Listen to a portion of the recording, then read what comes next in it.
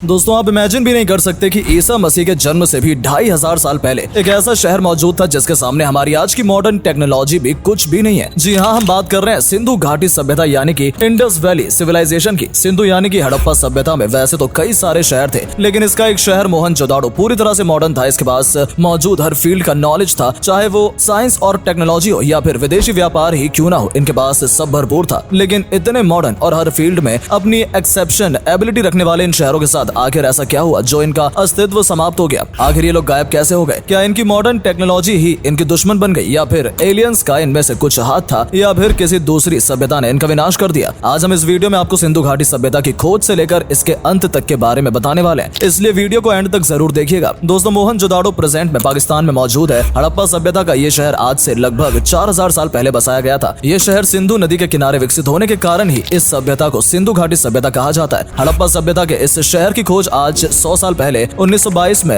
रखलदास बनर्जी ने की थी। इस शहर की खोज का किस्सा भी काफी अजीबोगरीब है। बात उस समय की है जब भारत में ब्रिटिश राज था। उस समय लगभग 1835 में इस एरिया में रेल ट्रैक बिछाए जाने के लिए काम किया जा रहा था। तभी एक अंग्रेज इंजीनियर को खुदाई के दौरान कुछ ईंटें मिली। ये ईंटें देखने में तो आज की ईंटों की तरह ही थी, लेकिन उनसे कई गुना मजबूत थी। वहीं काम कर रहे एक मजदूर ने अंग्रेज इंजीनियर को बताया कि उसके गाँव का हर एक घर इसी जगह पर निकली हुई ईंटों से बना हुआ है, यानी कि अब तक यहाँ से कई हजार ईंटें निकल चुकी थी। अंग्रेज इंजीनियर समझ गया कि ये कोई मामूली ईंटें नहीं है। इस तरीके से सबसे पहले 1842 में चार्ल्स मैशन के द्वारा की गई खोज से हड़प्पा सभ्यता अस्तित्व में आई और इसकी ऑफिशियली खोज 1922 में रखलदास बनर्जी ने की। दोस्तों, हड़प्पा सभ्यता के लोगों की लाइफस्टाइल उस टाइम के यूरोप से भी बहुत ज्यादा एडवांस थी। जब यूरोप में धर्म के नाम पर लड़ाइयां हो रही थी, तब सिंधु घाटी सभ्यता के लोग मॉडर्न हो चुके थे। सिंधु घाटी सभ्यता का शहर लगभग 500 एकड़ की जमीन पर फैला हुआ था। इन शहरों में छोटे से लेकर बड़े बड़े घर होते थे। खुदाई के दौरान कुछ घरों में 30 से भी ज्यादा कमरे मिले हैं और इन घरों को बनाने के लिए जिन ईंटों का इस्तेमाल किया जाता था वो कोई आम ईंटें नहीं बल्कि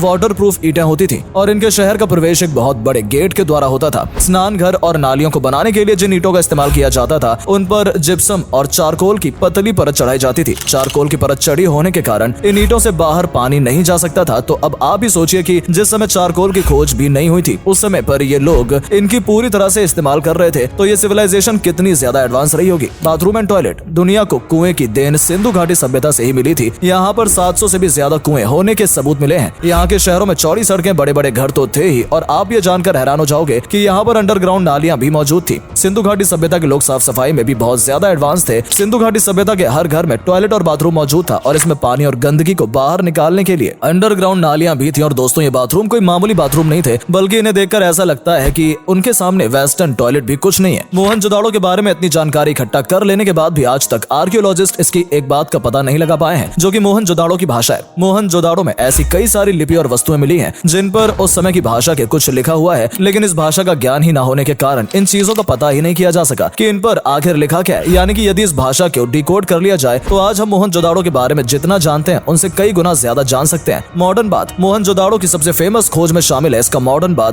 दुनिया का सबसे पुराना बाथ माना जाने वाला रोमन बाथ भी मोहनजोदाड़ो शहर के मॉडर्न बाथ से 2280 साल बाद बना था। इस तरीके से डिजाइन किया गया था कि इसमें हमेशा सिंधु नदी का फ्रेश पानी भरा जाता था। मिस्ट्री ऑफ गॉड दोस्तों, इतना ज्यादा मॉडर्न होने के बाद भी मोहनजोदाड़ो में एक भी मंदिर का ना मिलना काफी हैरान कर देने वाला है। या फिर हो सकता है कि मॉडर्न होने के कारण ही शहर में कोई मंदिर नहीं था, लेकिन मोहनजोदाड़ो में एक सील पर एक कलाकृति उभरी है जिसे एक देवता की कलाकृति माना जाता है और इसके तीनों तरफ हाथी, गेंडा और चीता बने हुए हैं। इसके अलावा मोहनजोदाड़ो में बहुत सारी मूर्तियां मिली हैं जिन्हें की देवी और देवताओं की मूर्ति माना जाता है, यानी कि यहाँ से लोग भी मूर्ति पूजा में विश्वास रखते थे। दोस्तों, इन मूर्तियों के अलावा भी मोहनजोदाड़ो शहर में लगभग 5000 साल पुराना एक शिवलिंग मिला है। नॉलेज इन मेडिकल साइंस दोस्तों, अब आप एक बात बताइए कि डेंटल सर्जरी कब शुरू हुई होगी? आपका जवाब होगा कि शायद 200 या 300 साल पहले, लेकिन दोस्तों ऐसा नहीं है, क्योंकि सिंधु घाटी सभ्यता के लोग भी डेंटल सर्जरी में महारत हासिल कर चुके हैं। सिंधु घाटी सभ्यता में जो कंकाल मिले हैं उनका परीक्षण करने पर खुद साइंटिस्ट भी हैरान है, क्योंकि उनके दांतों से उन्हें पता चला है कि इस सभ्यता के लोग भी नकली दांतों का इस्तेमाल करते थे, यानी कि ये लोग मेडिकल साइंस में हमसे भी बहुत ज्यादा एडवांस थे। सिंबल मिस्ट्री साल 1999 में आर्कियोलॉजिस्ट को हड़प्पा सभ्यता में कुछ लिपि और अक्षर के चिन्ह मिले और ज्यादा रिसर्च के बाद ये बात सामने आई कि ये एक लकड़ी के बोर्ड का हिस्सा था जो कि शहर के मेन दरवाजे के ऊपर लगाया जाता था। लेकिन हमारे सामने सबसे बड़ी दुविधा यह है कि हम इस लिपि को जानते ही नहीं है। इस कारण हम ये भी नहीं जान सकते कि इस पर क्या लिखा हुआ है। फ्लड कंट्रोल नॉलेज हर क्षेत्र में एडवांस होने के साथ ही हड़प्पा सभ्यता के लोग नेचुरल डिजास्टर के प्रति भी पूरी तरह से अवेयर थे। इन लोगों ने अपने शहर को बाढ़ से बचाने के लिए और इसके पानी को रोकने के लिए बांध का निर्माण भी किया था। बांध में स्टोर होने के बाद ये पानी छोटे छोटे टैंकों में जाता था, जिसका इस्तेमाल यहाँ के लोग बाद में अपनी जरूरतों के लिए करते थे। आज के टाइम पर भी हम बाढ़ जैसी समस्याओं का प्रॉपर तरीके से सोल्यूशन नहीं ढूंढ पाए हैं, लेकिन फिर भी आज से 4000 साल पहले हड़प्पा सभ्यता के लोगों ने अपने शहर को इससे सुरक्षित करने के लिए इसका सोल्यूशन ढूंढ लिया था, वाटर कंजर्वेशन। हड़प्पा सभ्यता के लोगों को वाटर हार्वेस्टिंग का भी काफी ज्यादा नॉलेज था। आर्कियोलॉजिस्ट को यहाँ पर एक ऐसे स्ट्रक्चर मिले हैं जिससे साफ पता चलता है कि इनका निर्माण वाटर हार्वेस्टिंग के लिए ही किया गया था। आर्ट टेक्नोलॉजी, हड़प्पा सभ्यता के लोगों को लोहा, तांबे, पीतल जैसी धातुओं का बहुत ज्यादा नॉलेज था। इन धातुओं का इस्तेमाल करके ये लोग हथियार और आभूषण बनाते थे। सिंधु घाटी सभ्यता के लोग सोने के आभूषण भी बनाते थे और तो और यहाँ बहुत ही ज्यादा मात्रा में सिक्के मिले हैं और इन सिक्कों को बनाने का तरीका भी बहुत ज्यादा यूनिक था। ये सिक्के मिट्टी के थर पर खास तरीके के सांचों से बनाए जाते थे। हड़प्पा सभ्यता में ऐसे कई तरह के खिलौने मिले हैं जिनसे हम आज भी खेलते हैं, लेकिन इनकी खास बात यह है कि ये पूरी तरह से मिट्टी से बने हुए थे। यहाँ के लोगों को शतरंज में भी महारत हासिल थी। Trade and foreign relation, Harappa सभ्यता में व्यापार अपने चरम पर था। यहाँ के लोग व्यापार करने के लिए सिक्कों का इस्तेमाल नहीं करते थे, बल्कि क्रय विनिमय प्रणाली का उपयोग किया जाता था, यानी कि वस्तु के बदले अन्य कोई वस्तु। इन लोगों का विदेशी व्यापार भी बहुत ज्यादा फैला हुआ था। जलमार्ग के द्वारा ये लोग विदेश से भी व्यापार करते थे और उसके सबूत भी मिले हैं। अबू धाबी में एक कुआं मिला है जो कि सिंधु घाटी सभ्यता के समय का ही है और इस कुएं के अंदर कुछ ऐसे चिन्ह मिले हैं जो कि सिंधु घाटी सभ्यता से मेल खाते हैं, यानी कि ये लोग आज से 4000 साल पहले जलमार्ग से 3500 किलोमीटर तक अपना व्यापार फैलाए हुए थे। कैसे समाप्त हुई सभ्यता? दोस्तों, ये बहुत बड़ा सवाल है कि आखिर सिंधु घाटी सभ्यता कैसे समाप्त हुई। इसका असली कारण तो किसी को भी नहीं पता, लेकिन इसके पीछे कई सारी थ्योरीज है। सभ्यता के समाप्त होने के पीछे सबसे बड़ा कारण मौसम को बताया गया है। मौसम में बदलाव के कारण नदियों में अपना रास्ता बदल लिया, जिससे इनकी फसलें बर्बाद हो गई। नदियों के सूख जाने के कारण इनका विदेशी व्यापार पूरी तरह से नष्ट हो गया और धीरे धीरे ये सभ्यता समाप्त हो गई। तो दोस्तों, आपको ये वीडियो कैसा लगा कमेंट करके जरूर बताइएगा और ये वीडियो इन्फॉर्मेटिव लगा हो तो इसे अपने फ्रेंड और फैमिली के साथ जरूर शेयर करें। धन्यवाद।